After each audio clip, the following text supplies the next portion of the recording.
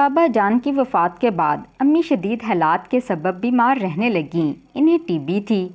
میرے 8ویں جماعت تک پہنچتے پہنچتے وہ ہمت ہار چکی تھیں۔ ان کے بعد اب میرا سب سے قریبی رشتہ خالہ کا تھا۔ وہ مجھے اپنے گھر لے آئیں۔ خالہ کا ایک ہی سپوت راحت تھا۔ ہم دونوں ساتھ ہی پڑھتے تھے۔ جب ذرا ہوش سنبھالا تو خالہ ہماری منگنی کر کے ہر اندیشے سے آزاد ہوئیں۔ ادھر خاندان بھر میں خالہ کی نیک دلی کے چرچے ہونے لگے کہ انہوں نے رحم دلی سے کام لے کر سکی بھانجی کو در در کی ٹھوکروں سے بچا لیا۔ خالو میرے چچا تھے۔ ایک ہی گھر میں اپنے منگیتر کے ساتھ کھیلتے ہوئے بڑی ہو گئی۔ جب رشتوں کی سمجھ آئی تو منگیتر سے حجاب بھی آنے لگا اور میں راحت سے الگ تھلگ رہنے لگی۔ بات بھی کرنے سے گریز کرنے لگی۔ اس کو شرم و حیا کہہ لیں یا خالہ کی تربیت، جو اپنے ثبوت سے میری منگنی کر کے بظاہر ہر اندیشے سے بے نیاز ہو گئی تھیں۔ لیکن اندیشے شانت بھی ہو جائیں تو شیطان انسان کے پیچھے لگا رہتا ہے۔ جب موقع پاتا ہے وار کرنے سے نہیں چوکتا۔ بے شک میں راحت سے دوری اختیار کیے رہتی تھی، لیکن بہرحال وہ میرا منگیتر تھا۔ مجھے اس سے لگاؤ تھا۔ وہ ایک خوبرو اور دلکش نوجوان تھا، لیکن میرا تو بچپن کا ساتھی تھا، حالانکہ مجھ سے 10 برس بڑا تھا۔ پھر بھی وہ میرے ساتھ کھیلا کرتا تھا۔ ایک روز کی بات ہے، خالہ کسی تقریب میں گئی ہوئی تھیں کہ اچانک گھر پر راحت آ گیا۔ میں اکیلی تھی۔ دوپہر کے 3 بج رہے تھے۔ وہ سیدھا میرے کمرے میں چلا آیا اور مجھے ہاتھ سے پکڑ کر مسہری پر بٹھا دیا۔ میں بھی اس طرح اس سے بے تکلف نہ ہوئی، اور یہ احساس بھی تھا کہ گھر میں کوئی دوسرا نہیں۔ میں خوف سے ٹھنڈی پڑ گئی تو وہ ہنسنے لگا۔ عجیب لڑکی ہو، اپنے ہونے والے شوہر سے ڈرتی ہو، دیکھو تم میری ہونے والی بیوی ہو۔ کافی دیر تک وہ مجھ سے ایسی باتیں کرتا رہا اور میں ہوں ہاں میں جواب دیتی رہی۔ گھبراہٹ کے مارے میرا برا حال تھا۔ جی چاہتا تھا کہ جلدی سے خالہ آ جائیں تاکہ میری راحت سے جان چھوٹے۔ وہ بہت غور سے میرا چہرہ دیکھ رہا تھا۔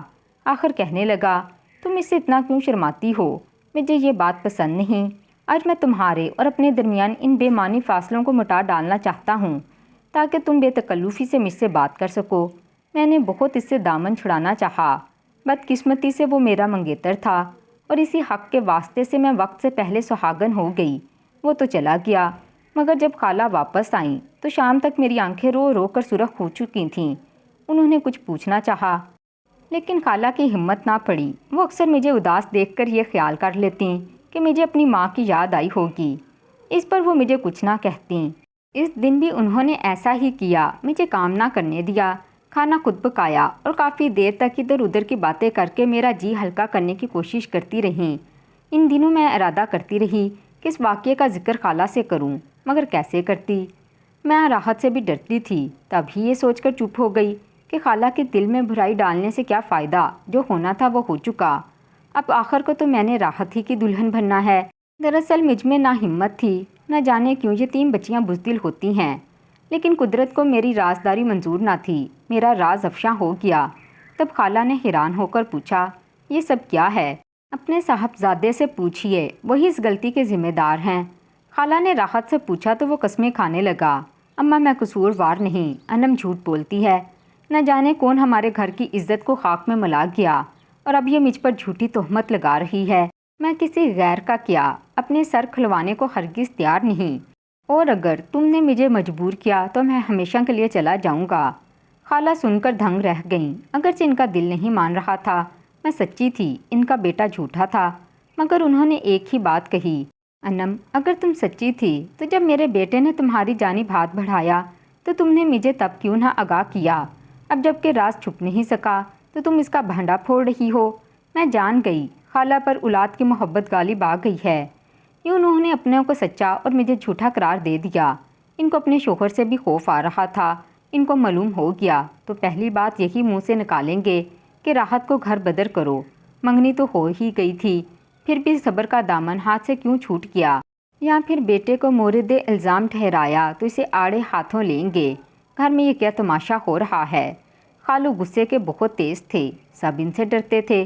خالہ نے مجھے ہی قصوروار ٹھہرایا، یہاں تک کہہ دیا وہ لڑکا ہے، تم تو لڑکی ہو۔ میں نے ایسی کیا غلط تربیت دی تھی کہ تمہارے ساتھ کچھ بھی ہو گزرے اور تم مجھے کانوں کان خبر نہ کرو؟ اب تو وہی مثال تم پر صادق آئے گی۔ جس تھالی میں کھاؤ اس میں چھید۔ اس کے بعد ماں بیٹے نے جو سلوک میرے ساتھ کیا، میرا کلیجہ منہ کو آنے لگا۔ دونوں نے طوطے کی طرح میری طرف سے آنکھیں پھیر لیں۔ میں ہی بدکردار ٹھہرائی گئی۔ میں خالہ کی بے رخی سے رو رو کر دیوانی ہوئی جا رہی تھی۔ مجھے راحت کی بے وفائی سے زیادہ خالہ کی محبت کے چھن جانے کا دکھ تھا۔ اب رہ ہی کیا گیا تھا میری دنیا میں؟ ایک خالہ کی محبت کا سہارا بچا تھا، سو وہ بھی ٹوٹا۔ دل سے راحت کے لیے بدوائیں نکلنے لگیں۔ سوچتی تھی کہ اگر میں پسند نہ تھی تو مجھ سے شادی نہ کرتا، منع کر دیا ہوتا۔ یہ سب چال چلنے کی کیا ضرورت تھی؟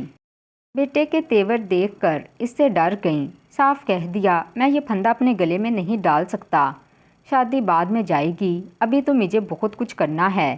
اس طرح کی بیتوکی باتیں کر کر مجھے بلکہ خالہ کو بھی مایوس کر دیا۔ مجبور ہو کر انہوں نے ایک لیڈی ڈاکٹر کا سہارا لیا جو ان کی رشتہ دار تھی۔ اس کو عزت و ناموس کا واسطہ دیا اور بڑی مشکل سے رضامند کیا۔ یوں انہوں نے ناموسی تو بچائی، لیکن یہ گناہ کبیرہ اپنے سر لے لیا۔ اس بات سے خالو کو بھی آگاہ نہ کیا۔ میری بے گناہی جانتی تھیں، پھر بھی مجھ سے پوچھا، اگر کوئی پسند ہے تو میں تمہاری اس سے شادی کر دیتی ہوں تاکہ دوبارہ ایسا واقعہ نہ ہو۔ میں کیا جواب دیتی؟ میری تو زبان پتھر کی ہو گئی تھی۔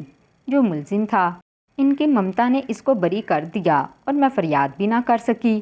اب مجھے گھر میں رکھنا ان کے لیے خطرہ تھا، لہٰذا کوشش کر کے میرا رشتہ تلاش کیا اور میری شادی کر دی۔ خالو ایسا نہ چاہتے تھے، مگر بیٹے کے انکار سے مجبور ہو گئے۔ سوچا تھا شوہر سہاگ رات سے نکال دے گا، مگر ایسا کچھ نہ ہوا۔ وہ مجھے پا کر خوش ہو گئے، پیار محبت سے پیش آئے اور بعد میں بھی بہت اچھا رکھا۔ ہر طرح کا سکھ اور آرام دیا۔ ان کی محبت اور تحفظ پا کر میں پچھلے داغ کو بھول گئی۔ 2 بیٹے اور 1 بیٹی ہوئی۔ اب میں خاوند کے ساتھ خوش و خرم زندگی گزار رہی تھی۔ بچپن سے یتیمی کی زندگی ملی تھی۔ سوچا کرتی تھی کہ برے دنوں کے بعد اچھے دن بھی ضرور آئیں گے۔ شادی کے بعد یوں ہی یتیمی کا تکلیف دہ دور ختم ہوا۔ اللہ تعالیٰ نے مجھ پر رحمتوں کی بارش کر دی۔ دن سکون سے گزر رہے تھے۔ یہ میری خام خیالی تھی۔ وقت ایک سا نہیں رہتا۔ شوہر کے گھر میں میرے لیے سکھ کی گھڑیاں بہت کم تھیں۔ چونکہ خالو سکے چچا تھے، اگرچہ انہوں نے مجھے بیٹی کی طرح رخصت کیا، لیکن میری شادی کے بعد ان کو احساس ہوا جو پیار ایک بیٹی کو دیا جاتا ہے وہ ایسا پیار مجھے نہیں دے سکے۔ انہیں اپنی خفت کا احساس تب ہوا جب میں ان کے گھر سے رخصت ہو گئی۔ وجہ یہ تھی میں ان کی خدمت میں بھی غفلت نہ کرتی، ہر وقت ان کی تابع داری کیا کرتی۔ ان کے سارے کام بہت خلوص اور نیک نیتی سے کرتی تھی۔ صبح سویرے اٹھ کر چائے ان کے ہاتھ میں دینا، وقت پر ناشتہ دینا، ان کے کپڑے دھو کر استری کرنا، جوتے پالش کر کے رکھنا فرض تھا۔ جو کام بیٹیاں بھی شاید اتنی توجہ سے نہ کرتی ہوں گی، میں کرتی تھی۔ میرے وجود سے ان کو راحت تھی، اور یہ بات اس وقت خالو کو سمجھ میں آئی جب میں ان کے گھر نہ رہی۔ خالہ اتنا خیال نہ رکھ پاتی، وہ دیر سے اٹھتی۔ خالو کو جلدی کام پر جانا ہوتا، اب وہ خود چائے تیار کر کے کام پر نکل جاتے، خالہ کو نہ جگاتے۔ ان کو وقت پر دھلے ہوئے کپڑے، وقت پر کھانا، اب ہر چیز کی تکلیف ہوئی تو انہوں نے سوچا انم میرا کتنا خیال کرتی تھی، میں نے اس کی پرواہ نہ کی۔ وہ اکثر میرے گھر آتے اور کہتے میں تمہارے باپ جیسا ہوں، لہٰذا تمہاری خبر لینا میرا فرض ہے۔ عید، شب برات یا جب بھی میرے گھر آتے تو خالہ کو مجبور کرتے کہ چلو بیٹی کو لے آتے ہیں، اس کا ہمارے سوا اور کوئی نہیں۔ بچیاں شادی کے بعد تہواروں اور تقریبات پر تو میکے آتی ہیں، بیچاری خود سے تو نہیں آتی، ہم ہی اسے لے آتے ہیں تاکہ اسے یہ احساس تنگ نہ کرے کہ اس کا میکا نہیں۔ خالو کو اندر کے معاملے کا تو علم نہیں تھا۔ خالہ منع کرتی تو وہ ان کو برا بھلا کہتے اور وہ دونوں مجھے لینے آ جاتے۔ بے شک خالہ دل سے یہی چاہتی تھیں کہ میں ان کے گھر نہ آؤں تاکہ میرا سامنا ان کے بیٹے سے نہ ہو، مگر مجبوراً خالو کی وجہ سے ان کو لانا پڑتا۔ میں لاکھ نہ کرتی۔ میرے شوہر بھلے مانس تھے، کہتے تمہارے بزرگ تمہارے گھر چل کر آئے ہیں، تمہارے والدین کی جگہ ہیں، محبت سے آتے ہیں، تم ان کو منع نہ کرو۔ اب میں ان کو کیا کہتی، مجبوراً جانا ہی پڑتا۔ خالو کو اس بات کا دکھ تھا کہ راحت نے مجھ سے شادی سے انکار کیا، ایک یتیم بچی کا دل توڑا۔ وہ بیٹے سے اس وجہ سے ناخوش تھے، تب ہی اور زیادہ میرا خیال کرتے۔ اگرچہ میں خالہ کے گھر کم کم جاتی تھی، کبھی بچوں کی بیماری کا بہانہ بناتی تو کبھی کوئی اور، بہرحال جس بات کا ڈر تھا وہ ہو کر رہا۔ ایک روز میں چھت پر کپڑے پھیلانے گئی تو راحت اوپر آ گیا۔ خالہ سو رہی تھیں اور خالو گھر پر نہ تھے۔ عید میں 2 دن باقی تھے۔ وہ آتے ہی بولا، ماضی کو کتنی جلدی فراموش کر دیا تم نے، بے وفا عورت کا اعتبار نہیں ہوتا۔ میں نے بے وفائی نہیں کی تھی، تم نے مجھ پر ستم ڈھایا، اور بے وفائی بھی تم نے ہی کی اور مجھ سے شادی سے انکار بھی کر دیا۔ میں تمہاری خالہ کی لڑکی تھی، کوئی غیر نہیں، چچا زاد بھی تھی، مگر تم نے نہ جانے کیوں مجھ پر اتنا ظلم ڈھایا۔ معاف کر دو اب مجھے۔ اس کے بعد اس نے مجھے پھر سے ماضی کے رستے پر لے جانا چاہا، مگر میں نے صاف انکار کر دیا۔ میں پیار کرنے والے شوہر اور اپنے بچوں کے باپ سے دھوکہ کرنے کا تصور بھی نہیں کر سکتی تھی۔ جب میں نے اسے سختی سے جھٹکا تو وہ بولا، یاد رکھنا، تمہارے شوہر کو ایک دن ساری بات بتا کر تمہیں اس گھر کے قابل نہ چھوڑوں گا جس کی ملکہ بن کر تم اس قدر اتراتی ہو۔ میں اندر سے تو سہم گئی، مگر اوپر سے ظاہر کیا کہ میں اس کی دھمکی سے ڈرنے والی نہیں ہوں۔ اسے جتلا دیا کہ جو کہنا ہے کہہ دو، وہ مجھ پر اعتبار کرتے ہیں، تم ہی برے بنو گے۔ میں سمجھتی تھی کہ وہ یوں ہی دھمکی دے رہا ہے۔ تہیہ کر لیا کہ اب دوبارہ اس گھر میں قدم نہیں رکھوں گی، چاہے خالو ناراض ہو جائیں۔ مجھے ہر حال میں اپنے شوہر کی عزت اور اپنی خوشیاں بھرا گھر بچانا تھا۔ راحت کے دل میں خدا جانے کیا ارادہ چھپا ہوا تھا۔ میں نے دل سے دعا کی، اے خدا، وہ وقت آنے سے پہلے کہ میرے شوہر کا اعتماد چکنا چور ہو جائے، یا تو مجھے اٹھا لینا یا پھر راحت کو موت دے دینا، تاکہ وہ گھڑی آنے کا خوف باقی نہ رہے۔ چاہے یہ کاشف کو میرے اوپر گزرے برے واقعے کا بتائے یا نہ بتائے، صاف ظاہر تھا کہ وہ جھوٹا معاملہ گھڑ کر بتاتا۔ میرے دل سے نکلی دعا قبول ہو گئی، مگر کس طرح کہ میں ہی اجڑ گئی۔ ابھی میں خالہ کے گھر میں تھی، عید کو 3 دن گزر چکے تھے۔ کاشف عید کے دن بچوں سے مل کر گئے اور اب مجھے لینے کے لیے آ رہے تھے۔ میں گھر جانے کی تیاری میں لگی تھی کہ اچانک دروازے پر دستک ہوئی۔ میرے رشتے کے دیور آئے تھے، جن کا گھر ہمارے گھر کے پاس تھا۔ کاشف بھائی کا اچانک ہارٹ فیل ہو گیا ہے۔ جب دورہ پڑا تو وہ گھر میں اکیلے تھے، ڈاکٹر تک لے جانے والا کوئی نہیں تھا۔ صبح 4 بجے ہارٹ اٹیک ہوا اور 10 بجے منیر بھائی نے فون کیا، کیونکہ ان کی گاڑی ورک شاپ میں تھی۔ منیر نے سوچا کہ ڈیوٹی سے ان کو دیر نہ ہو جائے، لہٰذا فون کیا تو جواب نہ آیا۔ تب اپنی چھت پر گئے، کاشف بھائی کو آواز دے کر بلا لوں۔ خبر نہیں فون کیوں نہیں اٹھا رہے۔ چھت سے جھانکا تو وہ صحن میں پڑے تھے۔ بڑے بھائی کو فون کیا، وہ آ گئے۔ ان کے پاس گھر کی دوسری چابی تھی۔ انہوں نے دروازہ کھولا، اندر گئے تو وہ اس جہاں سے جا چکے تھے۔ پڑوس میں ڈاکٹر صاحب رہتے تھے، انہوں نے موت کی تصدیق کی اور اب آپ کو اطلاع کرنے آیا ہوں، آپ لوگ میرے ساتھ چلیں۔ یہ احوال انہوں نے خالو کو بتائے۔ وہ بیچارے بھی سٹیا گئے۔ ان کی ہمت نہ ہو رہی تھی کہ کس طرح مجھ کو اتنی بڑی خبر سنائیں۔ خالہ کو بتایا، وہ میرے پاس آئیں، بولیں، بیٹی تمہارے شوہر کی طبیعت خراب ہے، تمہارا دیور لینے آیا ہے۔ جلدی جلدی بچوں کو گاڑی میں بٹھایا اور خالہ خالو کے ہمراہ گھر پہنچیں۔ راستے بھر ان کی عمر درازی کی دعائیں پڑتی آئیں، مگر ایک بھی دعا قبول نہ ہوئی۔ راحت کی دھمکی کا ڈر تو گیا، لیکن ساتھ ہی میری خوشیاں بھی منہ موڑ گئیں۔ یہ دھمکی اس نے جھوٹ میں دی تھی یا سچ میں، یہ وہی جانتا تھا، مگر میرا تو کلیجہ ہی نکال لیا۔ میں نے دل سے دعا کی تھی کہ کوئی میرے ماضی کا داغ میرے شوہر کو نہ بتائے۔